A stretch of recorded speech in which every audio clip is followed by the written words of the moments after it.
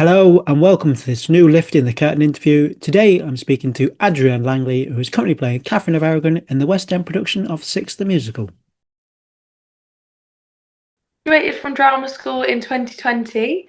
I trained at London Studio Centre, did many jobs um, prior to sort of like finding myself in London.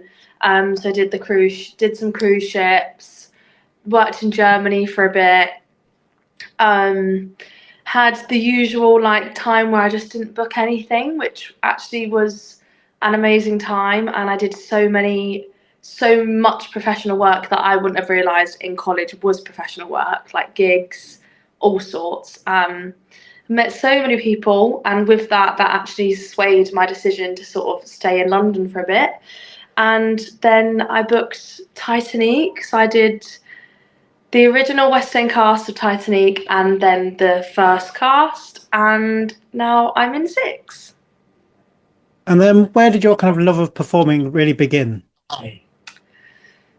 Oh, I was about 5. I always loved it. And I went to like Stagecoach and a couple of like theatre schools. And then as I was going through school and sort of doing my GCSEs, that's when I realised nothing grabs me more than that, really. So then I did like a 2-year BTEC course at Northampton College. Um, and I just sort of tried for drama school and gave it a go, and then I got in. So it's sort of just, it was just always there, really, from a little girl. I just didn't really take it seriously until maybe sort of like 15, 16. And what was the kind of first big show that you saw that kind of had that impact? You thought, that's for me. I watched Mary Poppins in the West End. Um, I would think I was maybe 6, and I just remember saying to my mum and dad, like, that's what I want to do. So yeah, I was maybe 6 or 7 when I watched that, and that was my first. I'd seen shows like when they'd come to like my local theatre on tour and stuff, but that was the first time I'd come into London, got in a London taxi, seen the red letter, like the red phone boxes, and experienced London, and then was like, yeah, that's what I want to do. And now Six, as we say, Catherine of Aragon. I know you've described it as a Yeah, dream role, dream show. How's that yeah. journey been kind of from getting the role to kind of now where you're kind of a few weeks into the run? It's been wild. Um, from the get go, I was in auditions for a long time. And Six is one of those shows I never expected Aragon ever. And I wouldn't have, I'd always, when I sort of thought of Six, I always thought maybe I would like super swing it or alternate it. I didn't really see myself as like one queen. And therefore, I think that's why my audition process was the way it was, because I think the team were like, where can we slot her? It wasn't until maybe like a couple of rounds into Aragon and you really sort of start stripping her apart with the panel. And I was like, wow, yeah, she is me, sort of thing. And I didn't realize how much of myself I could bring to her. Um, So yeah, from the get-go, I'd honestly say my experience has it's just been wild, but also such a dream at the same time. It's a very sort of collaborative show, and I've very much just been given her and been like, okay, now do what you want within this realm, but create her, sort of thing. And it was that from the get-go. So it took me by surprise as well. And as you say, that kind of you are joining a show that's been running for a number of years now. What's it like when you have that kind of responsibility to take on the role? It's massive, and do you know what? In my career, I've not had that yet. Um, I had the only thing I compare it to is because obviously with Titanic, I covered that. So now having done the two, it's a different sort of responsibility. Like my responsibility on Titanic was so different to my responsibility on this. I feel like my responsibility on Titanic was yes to to do my version of these characters, but ultimately to like look after them and to know them, know multiple people in that sort of depth. Whereas I've never felt so close to a character yet in my career. I think because it is my only character, and the creative team have been so welcoming and so sort of like, so this is the show and it's been running for this long and this is how it goes, but you are Adrianne, so do your version of her. I just feel so close to her, sort of thing, and just feel, it's weird. I feel like I walk around like my everyday life feeling like I have this other person with me, Yeah. which is really funny. And I've never had that before. I think it just has been so like you just quite literally got given the reins and was like, so this is the brief, but do what you do within that sort of thing, which is, it's been such a beautiful experience. And how is it then building the rapport in the rehearsal room with kind of the other queens? Obviously, the swings and everything. How's that been? Um, Again, I feel like we it's funny with this cast. I feel like everyone in some sort of way, I feel like we all knew each other in a past life, weirdly. Um, Everyone in some sort of way has lived an experience that the other ones lived within this industry. So it is I think we just all got on amazingly from the get-go because we all had the same determinations of this contract. We all very much want to just have the best time and it be the most amazing experience, that everyone stepped into it in that way. And with the principal cast especially, all of us have been alternates or covers or swings. So for me, I'm very precious on looking after the SWAT team, and they're phenomenal. Like, they're actually incredible, and I can't wait. This week's a really exciting week because a lot of them will debut this week, and I can't wait for everyone to see them. But I think having a cast where everyone has been there makes such a difference. Of a bit, I can't relate what you're going through on this show, but I can relate it to things that I went through from my swinging experience, sort of thing. So I think that's been a beautiful thing, to be able to have that sort of connection with them in that way. And then when you're playing a historical figure, do you kind of deep dive into that world? Do you kind of read up on the history, or do you just kind of take it from the script? I did, but I'm a bit of a nerd, so I love stuff like that. Um, and I thought with Aragon especially, there's a lot more to her than actually is in the script, which there's no way that like you could. Those queens were incredible and the things they did were incredible, and there's no way that you could like put absolutely everything for them in there. But I think it's so beautiful having that knowledge of like, that also happened and that happened too and this happened and this. So I sort of like started to dive into it, and then the more I found, the more I kept going. And I read into all the others too, and they're just incredible. Like, I can't believe that women were doing that even in those times. Like, the things they were doing are just amazing. And then for six, obviously the fan base is such a massive part of the show now. How has it been kind of, is there a pressure when you have that world you're stepping into? Oh yeah. Yeah, there's definitely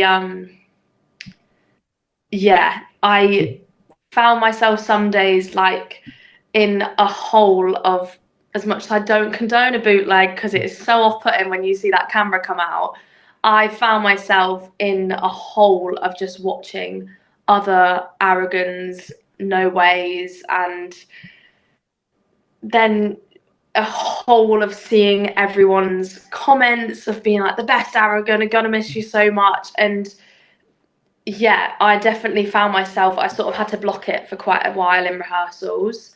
And it's hard as well because you're working on a show where the premise of the show is to not compare. And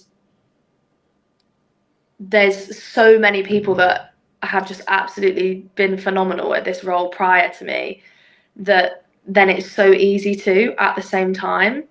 But the Queendom are amazing and have proper like took us under their wings. So yeah, it's hard. It was for a while I had to block it off, and then now I'm sort of at the point, especially now I'm getting more comfortable in the show, where it's like those versions are never going to go away. Do you know what I mean? Like they're amazing, and they don't deserve to go away. But I also don't deserve to look at them like, oh God, you won't be that good, or you won't do this, or you won't do that, because regardless of how you sing it, or how different you sing it to someone else, or how different you play it, everyone's version of her is so right within itself. Yeah. And then how do you kind of navigate the Sort of thing. social media on the whole? Like, obviously, I've seen TikTok's massive these days, but how do you navigate that on the whole? I'm not really a social media girly. I Mhm. do like what I do within it to where I enjoy it. Yeah. And I think that's how I navigate it, is I keep it at a level where I'm enjoying it, as opposed to like I'm not trying to get anything out of it. Um, if I post something that, you know, people enjoy, and it gets me a couple of followers from that, then, or a couple of likes from that, then so be it. But I'm not trying to do it. And there's times on the contracts where, like the same with Titanique, where I'm really prominent on social media and I'm really enjoying making a bit of content and posting it. And then there's times where I completely disappear and I don't really post anything. Um, so I sort of just keep it as that, and keep it to, if I enjoy it, I'll post. And if there's times in my life where I'm like, oh, I just have a lot going on at the minute, it's just getting a bit much, then I won't. And I personally think that is the best way to sort of manage social media, because it is always going to be there. Do you know what I mean? And if you can, I more see it as like, the videos, like for example, the videos I made on Titanique, they're now memories to me, and I Yeah. love them. I love going back. I love watching them. Especially in my last week, I did a lot of just talking,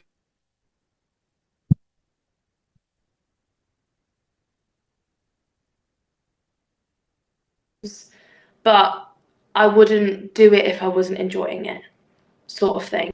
Yeah, of I just course. try and keep a happy medium. Yeah, of course. And then for six, how do you kind of mentally and physically prepare for a performance?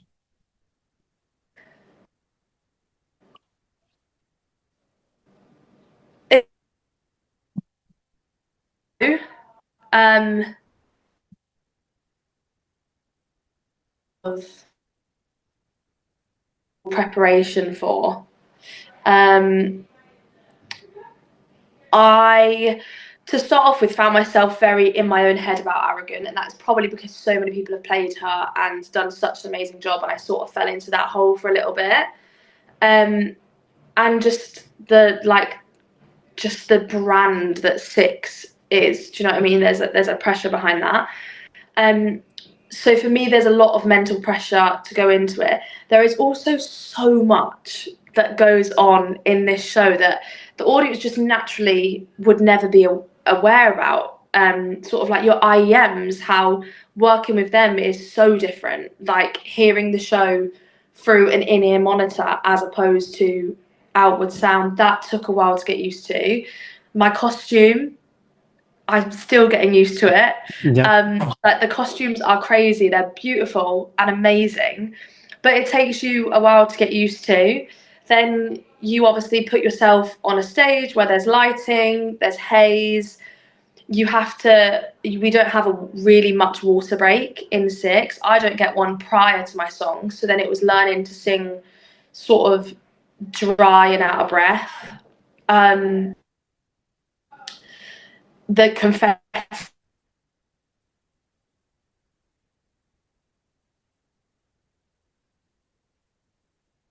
sure that I was being kind to myself on this, especially as more elements to the show got added. I had to make sure that I was saying to myself, like, right, the dancing is, you're probably going to lose your dancing here, or you probably are going to slip up on a harmony here or there, or that end note is not going to be your best because you now have a big heavy costume on you, some IEMs in, you're out of breath because you've not got the stamina for the show yet, and you don't get a water break. So I sort of had to make sure that I was being kind to myself. And I sort of have to make sure that I do that before a show as well. Because as well, whatever happens in No Way, you have to then do the rest of the show. So there's no coming off and giving yourself that time to be like, oh, fuck. There's no interval to sit there and be like, okay, act one wasn't great. You just have to find that space where you go, okay, well, that's done. And now we have a show to deliver. And you've got 5 other girls to sort of clap and cheer on for and make sure that they've got the space to feel like they can deliver a performance that they're happy with. So yeah, I had to take a lot of time to sort of teach myself to be patient and kind, because that's not something that I'm sort of like have been my best at in the past. And then how do you kind of use your previous experience like Titanique to put into the performance for this? Titanique taught me a lot about myself. Obviously, it was my first sort of big credit.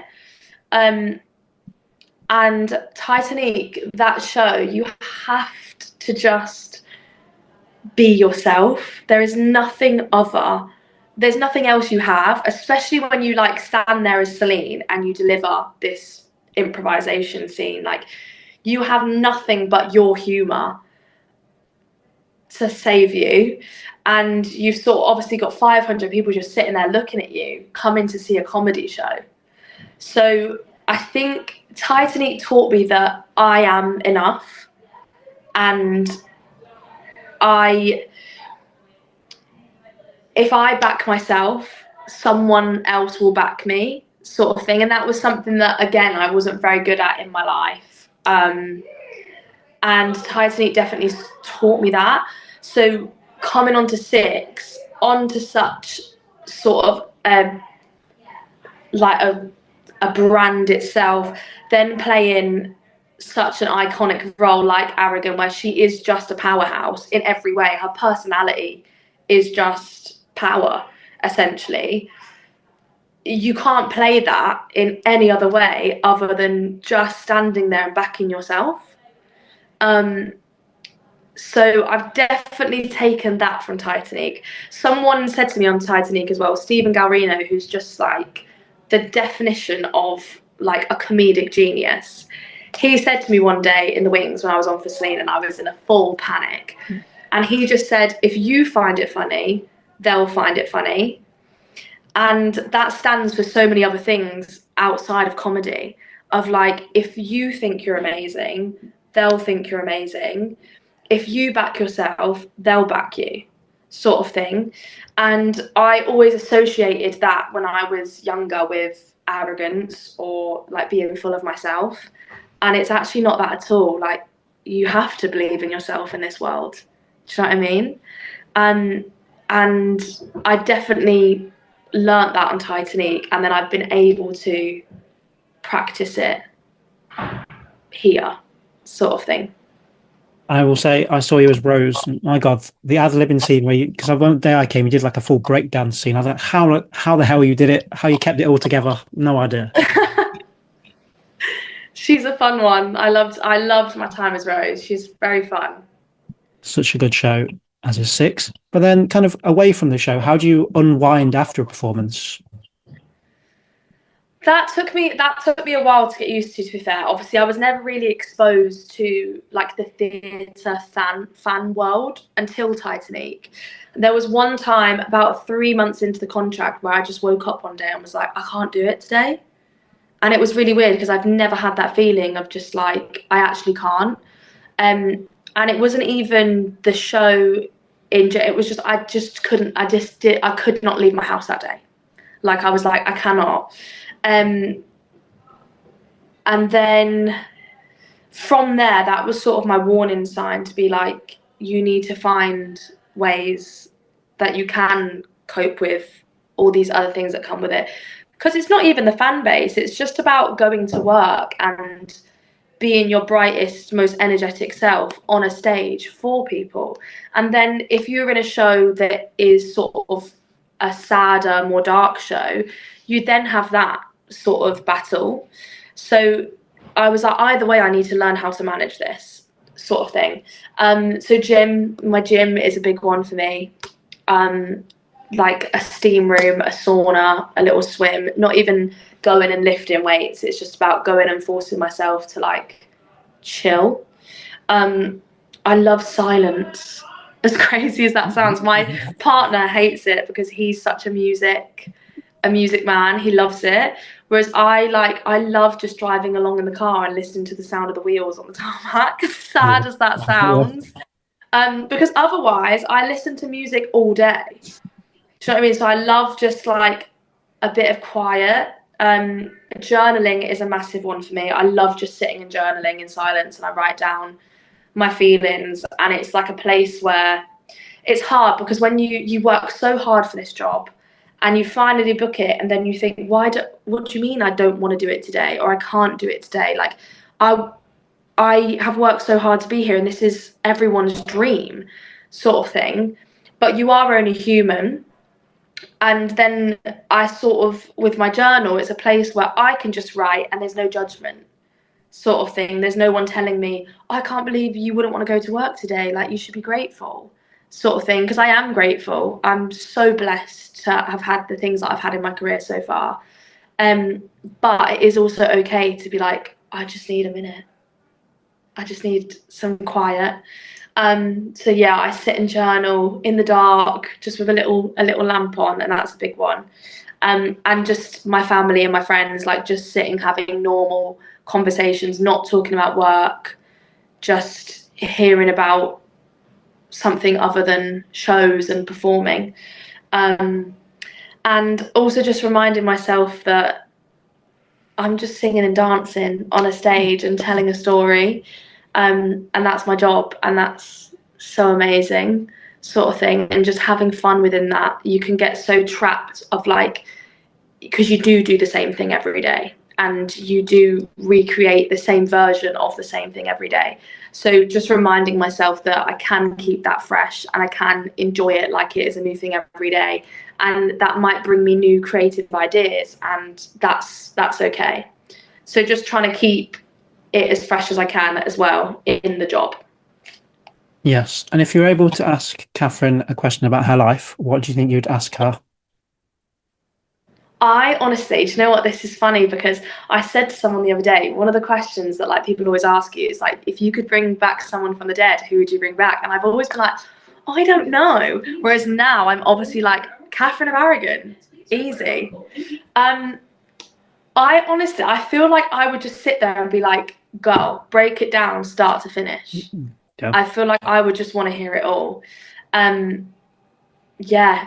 And I would just want to know her opinions, and because I know that how my opinions when I stand on that stage as her, I'd love to know just like, is that real? Do you know what I mean? Or like, do you have different opinions? Yeah, but I feel like first of all, I'd just be like, start to finish, break it down. Yeah. And then what keeps you inspired? Like you say, doing the same show, you've got a year-long contract. How do you kind of keep inspired on that journey? I just think of younger me, because I would never have thought that this would be where I am, ever. I just never thought that like the words I'm in the West End would come out of my mouth, let alone I'm Catherine of Aragon in 6 in the West End. So that in itself just amazes me every day. And I think of like my little niece. I have a 3-year-old niece, and she's just the mini me.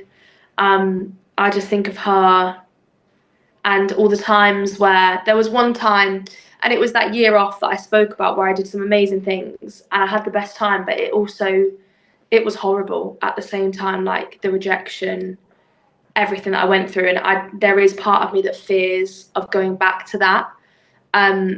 And even though I made the best out that year and I did things that I never thought I would do, predominantly it does still scare me to go back there. So I just think of that as well and just think one day you could be back there, and either way you'll be fine and you'll probably do some more amazing things, but if at the forefront, I don't want to be, sort of thing. But yeah, mainly little me. I just think she'd be.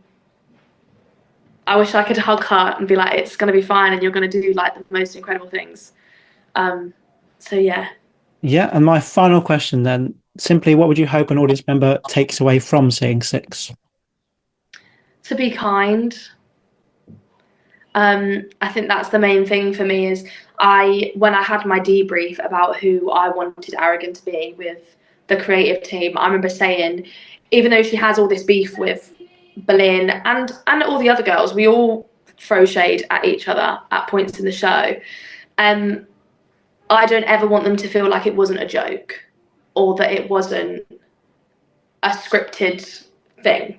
Do you know what I mean? I want her to be warm and kind, and the whole point of her for me is you can stand your ground and you can have boundaries and you can say no to things, but you don't need to be unkind in how you do it. And even at times she is fuming and she is livid, she's still warm and kind and funny at the same time.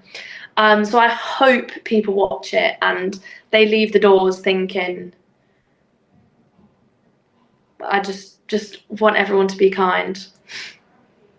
Adrianne, you're amazing. Thank you so much for your time. Let's leave to say that Six continues at the Vaudeville Theatre. It's going to run forever, so it's just I really hope want so. it.